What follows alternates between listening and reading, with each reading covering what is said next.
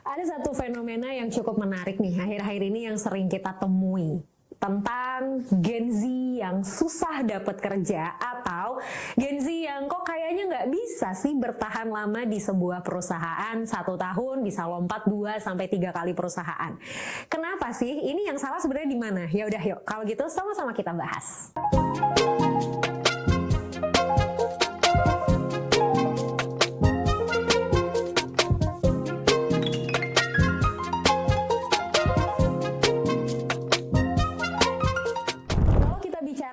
Dengan Gen Z, saat ini memang usia produktif Indonesia itu berada di generasi Z dan juga generasi milenial.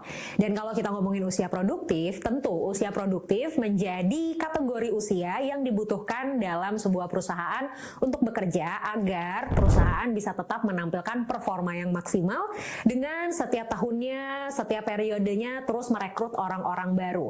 Dengan harapan kehadiran orang-orang baru ini bisa membantu perusahaan untuk kembali meningkatkan performanya dan akhirnya bisa terus menghasilkan hal-hal yang memang sesuai dengan target di setiap perusahaannya masing-masing. Masalahnya banyak banget nih fenomena-fenomena menarik tentang Gen Z.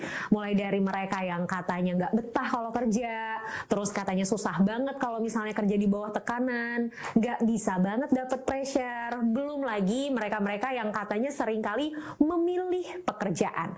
Fenomena ini beneran terjadi nggak sih? Ya, terlepas dari benar atau enggaknya, saya pribadi cukup banyak mendengar keluhan-keluhan dari para pekerja di sebuah perusahaan yang mengatakan bahwa katanya susah banget nih untuk bisa kerja sama-sama Gen Z karena memang mereka ini cenderung milih-milih pekerjaan. Terus kalau misalnya ditegur dikit nanti malah ngambek dan ujung-ujungnya menghilang seminggu 2 minggu dengan alasan cuti terus healing. Nanti pas balik lagi malah datang-datang ngasih surat pengunduran diri. Nah, ini adalah hal yang memang menarik dan seringkali kita temukan di kalangan masyarakat kita saat ini. Tapi kenapa sih hal ini bisa terjadi? Oke, mari kita bahas terkait dengan karakteristik dari Gen Z. Gen Z lahir di saat proses perkembangan digital dan teknologi sedang sangat masif. Mereka hidup dengan berbagai informasi yang secara mudah bisa mereka dapatkan kapanpun, dimanapun, dengan cara apapun. Berbeda dengan generasi sebelumnya yang memang mereka butuh usaha, butuh proses lebih untuk akhirnya bisa mendapatkan informasi-informasi, itu pun informasinya biasanya cenderung terbatas. Sementara Gen Z atau bahkan kita yang hidup di zaman sekarang, kita buka mata, bangun tidur, kita ambil gadget kita ambil handphone kita udah bisa lihat berita apapun secara mudah, secara langsung, secara instan. Nah, hal ini terjadi pada Gen Z. Di saat mereka baru dapat 1-2 informasi, tiba-tiba muncul informasi lain sebelum mereka benar-benar sempat mengelola ataupun mengolah informasi tersebut secara utuh. Sehingga seringkali Gen Z juga dikaitkan dengan generasi instan ya, karena memang mereka hidup di zaman yang apa-apa tuh semua serba instan. Mereka terbiasa mendapatkan segala sesuatu dengan cepat, dengan mudah, dengan instan. Sehingga hal itu juga yang membentuk pola kehidupan mereka, inginnya melakukan apa-apa dengan cepat, mendapatkan apa-apa dengan cepat, mendapatkan apa-apa dengan instan. Dalam hal ini, kita tidak bisa menyalahkan siapapun karena tentu banyak sekali hal, banyak sekali aspek yang terlibat di dalam proses perkembangan setiap generasi. Selain memang perkembangan digital, perkembangan teknologi, perkembangan dari manusia itu sendiri, dan kita juga tidak bisa memisahkan peran dari generasi-generasi sebelumnya yang juga turut memberikan pengaruh terhadap perkembangan Gen Z saat ini. Jangan lupa loh, Gen Z itu lahir dari orang-orang yang berada di generasi sebelumnya.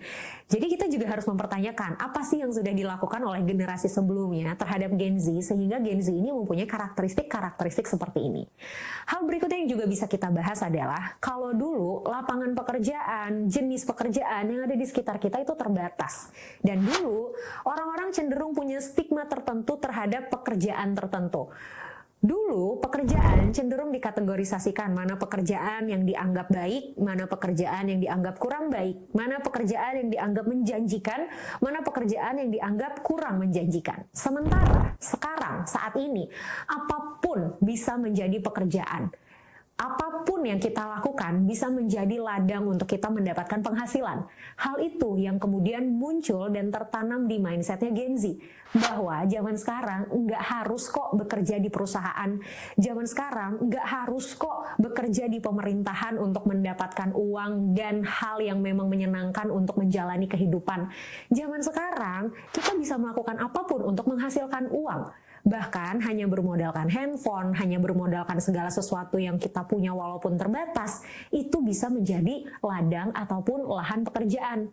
Coba deh kita sebutin beberapa ladang pekerjaan yang mungkin kalau kita nih generasi-generasi sebelumnya dulu tuh nggak pernah kepikiran tuh buat ngerjain hal tersebut. Misal jasa war tiket konser, jasa ngepangin rambut orang-orang yang mau datang ke konser, jasa untuk beli tiket-tiket yang bisa lebih murah, atau misalnya jasa jadi guide, bukan cuma tour guide doang, jasa jadi guide untuk naik gunung, jadi guide untuk diving, dan juga sebagainya. Sementara kalau generasi-generasi sebelumnya seringkali berkutat dengan ya udah kerja tuh di kantor, di sebuah perusahaan juga ada kategorisasi A, B, C, D, dan seterusnya, sehingga seringkali kita juga punya mindset bahwa ya kerja itu sama dengan di perusahaan. Nah, dalam situasi ini, ketika kita melihat fenomena tentang kenapa ya kok Gen Z itu susah banget bertahan di sebuah perusahaan dan terkesan susah dapat kerja, kita juga harus melihat bahwa ketika zaman berkembang, maka semua aspek yang berada di zaman itu harus ikut menyesuaikan juga. Tadi di awal saya sudah sempat membahas, kalau misalnya perusahaan itu bisa menampilkan performa yang terbaik terus, maka perusahaan harus terus open rekrutmen terhadap usia-usia produktif yang bisa bekerja di perusahaan tersebut. Nah, saat ini usia produktif di Indonesia itu memang didominasi oleh Gen Z dan juga milenial. Sehingga perusahaan setidaknya harus juga turut menyesuaikan terhadap karakteristik dan perkembangan yang juga terjadi saat ini. Tidak apa untuk tetap memiliki value yang memang sudah dibawa secara turun-temurun, yang memang sudah dibawa sejak awal, yang memang sudah menjadi identitas dari perusahaan tersebut. Tapi ingat, perkembangan zaman menuntut para perusahaan juga untuk harus menyesuaikan dengan orang-orang yang berada di zaman sekarang.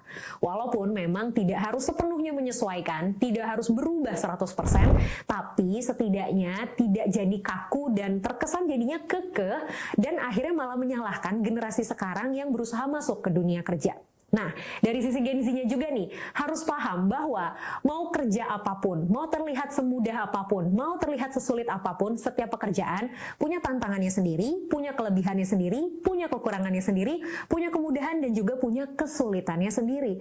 Kita sebagai individu juga harus memahami bahwa ketika kita menghadapi kesulitan tertentu, nggak bisa loh terus-terusan kita malah menghindar dan pergi dari kesulitan tersebut, terus akhirnya kita mencari jalan pintas. Percayalah, ketika kita terus-terusan menghindar dari satu kesulitan dan mencoba mencari jalan pintas yang lain, maka selamat datanglah di kesulitan yang lainnya. Jadi, untuk para Gen Z, kalau dapetin sesuatu yang kita rasa sulit, yuk ubah persepsinya, lihat kesulitan tersebut sebagai sebuah tantangan bagi diri kita untuk berkembang. Karena seringkali kita bisa mengupgrade skill kita, mengupgrade pengetahuan kita dari mana? Dari sebuah kesulitan yang membuat kita akhirnya termotivasi untuk bisa achieve sesuatu yang lebih besar, untuk bisa belajar sesuatu yang lebih banyak. Kalau misalnya setiap kesulitan, setiap tantangan, setiap hambatan, kerjaan kita mundur teratur dan akhirnya kabur terus, kapan kita majunya? Jadi, mulai sekarang, yuk Gen Z, jangan dikit-dikit ngerasa kalau misalnya nggak bisa terus akhirnya cari jalan keluar. Nah, perusahaan juga, yuk lebih menyesuaikan lagi supaya akhirnya kita bisa berjalan dengan lebih sinergis.